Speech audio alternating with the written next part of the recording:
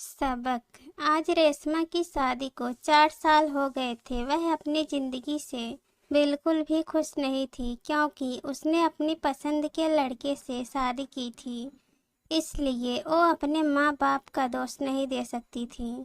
वह जितना सह सकती थी सह रही थी, लेकिन उसके जिंदगी में इतना दुख आएगा वह सपने में भी नहीं सोची थी। वह अपने पति के साथ अकेले ही दूसरे शहर में रहती थी, पर पति उसके लिए घर की जरूरतों को भी पूरा नहीं करता था। घर में कोई सामान नहीं था। वह सोचती थी धीरे धीरे सब ले लेंगे। उसका पति प्राइवेट कंपनी में काम करता था। उसकी कमाई भी कम नहीं थी कि घर की जरूरतों को पूरा न कर सके। वह बस अपनी शौक को पूरा करता था, जैसे वह शादी के पहले था। जैसे अपने दोस्तों के साथ कहीं भी घूमने जाना, सूट बूट में रहना, प्रेस कपड़े पहनना। उसके पास कपड़ों की कोई कमी नहीं थी। खाना जब चाहे होटल में खा लेता। इस तरह जैसे रेशमा उसकी जिम्मेदारी थी ही नहीं। वह केवल शारीरिक जरूरतों को पूरा करने का जरिया ही बनकर रह गई। धीरे धीरे समय बीतता गया।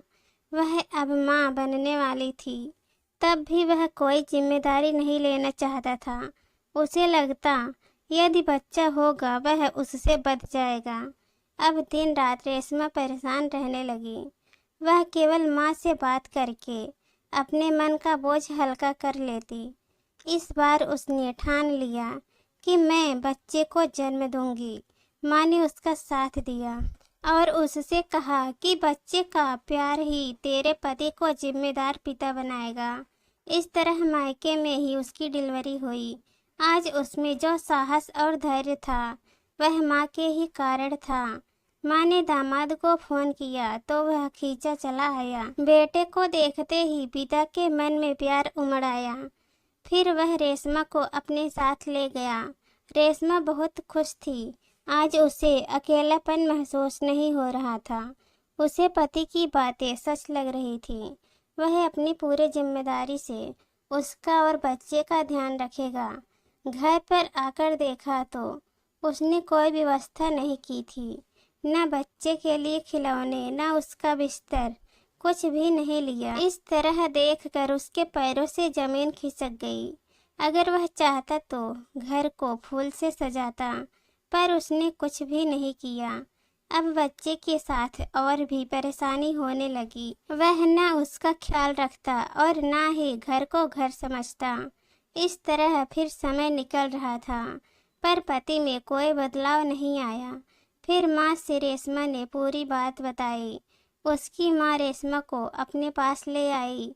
उसने कहा, जब तुम्हारा पति साथ नहीं दे रहा है तो ऐसी जिंदगी का क्या मतलब।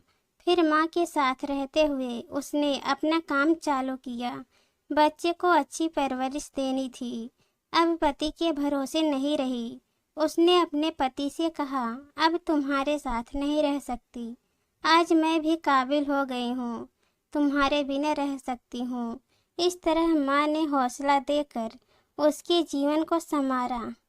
माँ से अचार बनाने का काम सीखकर गांव की औरतों को भी काम दिया।